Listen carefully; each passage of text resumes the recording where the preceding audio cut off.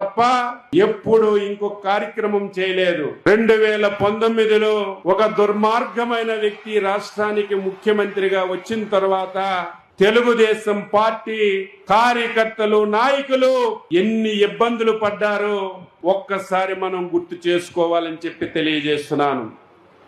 దుర్మార్గుడు ఒక ఆలోచన చేశాడు.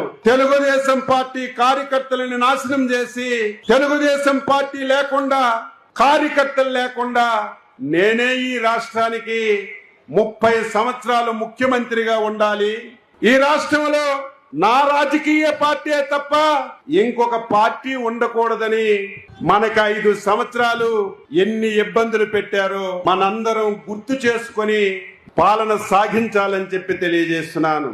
జగన్మోహన్ రెడ్డి ఈ పార్టీని నువ్వు, నీ తండ్రి, నీ తాత ఏమీ చెయ్యలేరని చాలా సార్లు చెప్పాను. మళ్ళీ కూడా ఈ సందర్భంగా రాష్ట్రం అంతా